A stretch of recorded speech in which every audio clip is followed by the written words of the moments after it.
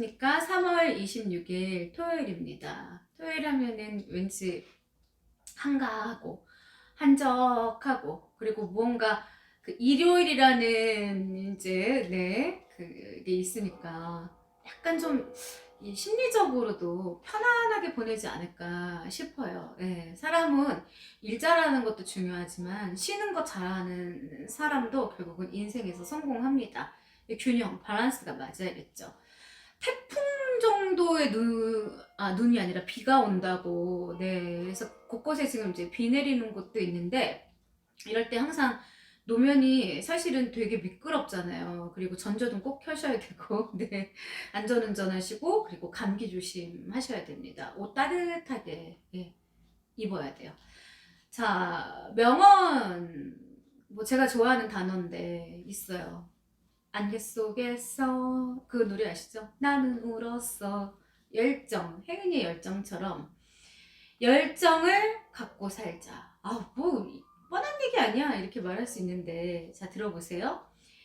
열정을 상실한 사람은, 근데 이거 이상하네. 노인분들도 요즘은 굉장히 적극적인데 오히려 연륜이 있어서, 이건 제가 하는 얘기가 아니라 명언에 나오는 이야기예요. 열정을 상실한 사람은 노인과 같다. 헨리 데이비드 소로.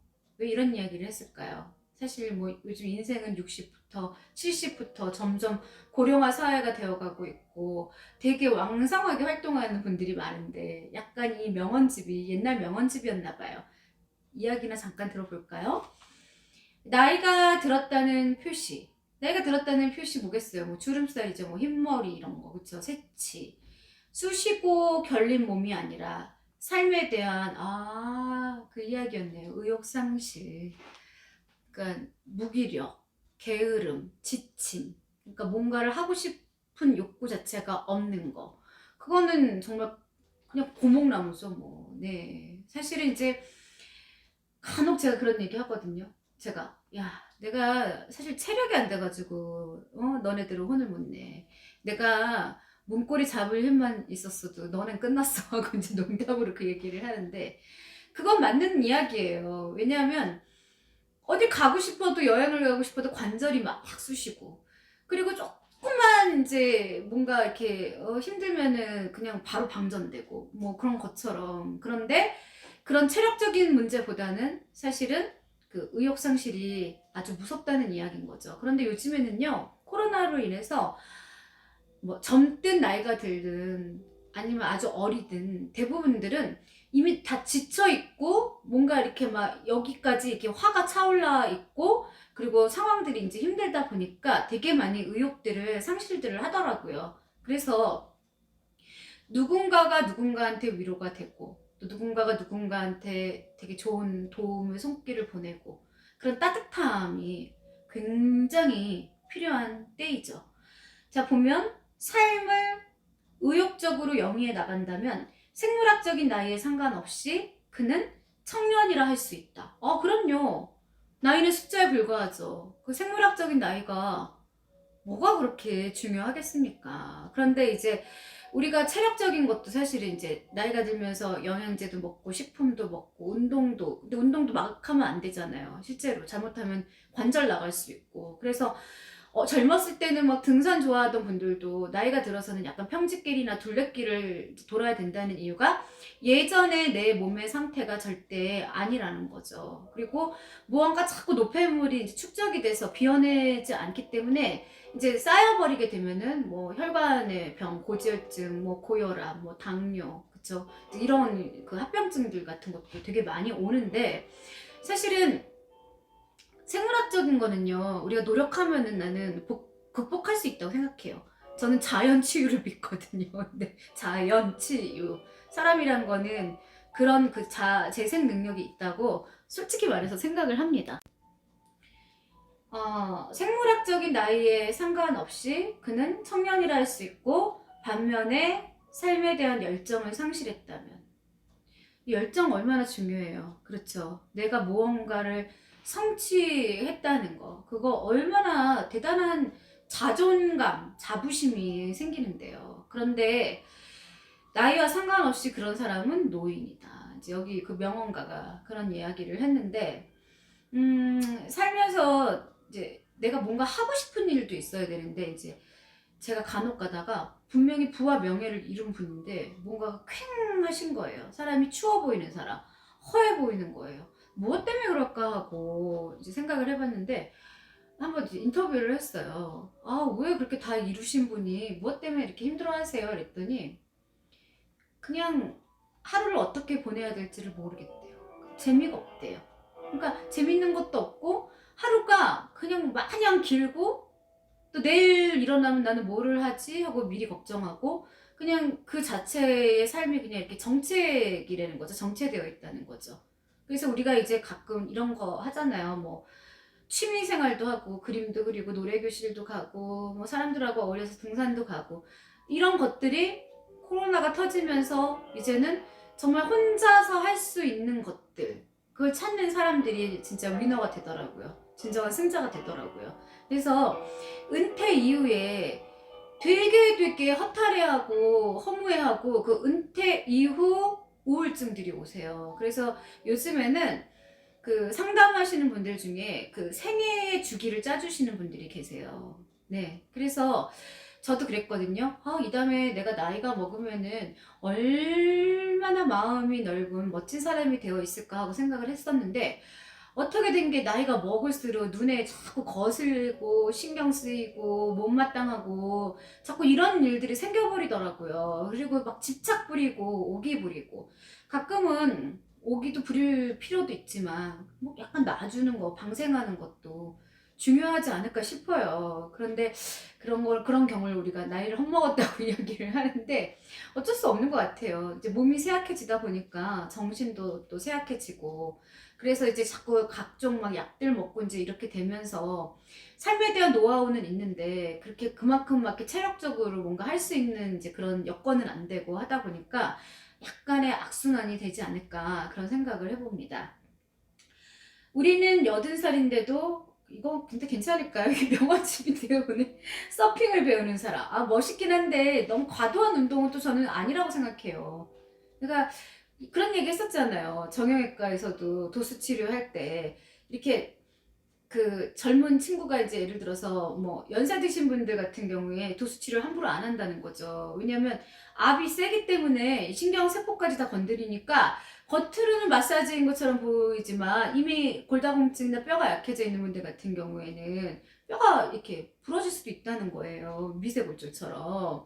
그래서 저는 사실은 그 타던 자전거도 지금은 안 타요. 제가 원래 약간 동적인 운동 중에 스케이트 타는 거하고 그 자전거, 바깥에서 야외에서 타는 자전거 되게 좋아했는데, 무지 비싼 자전거를 사서 이제 쓰다가 중고 XX에 팔았어요. 왜냐면 어느 날 내가 이제 타는데 무섭은 생각이 들더라고요. 자전거를 다리에 흉터가 생기면서 거의 진짜 어렸을 때부터 그 자전거를 탔었거든요. 그때 겁도 없었어요. 막 차가 쌩쌩 달리는 그 도로에 가서 막 약수터 가서 물두기로 오고 막 이랬는데, 여자애가.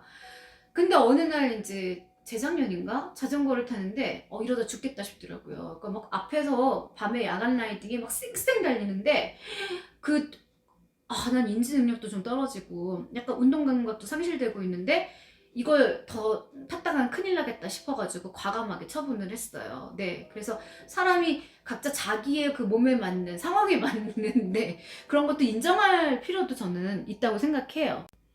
그래서 여기 보면은 60살의 만학도, 이 경우는 멋있어요. 저희 학교에도 70살이신데 사회복지학과에 다니는 제자분이 계셨었어요. 그분 진짜 사실은 이제 못 알아들어요. 정말요. 근데 아이들보다 더 성실한 거예요.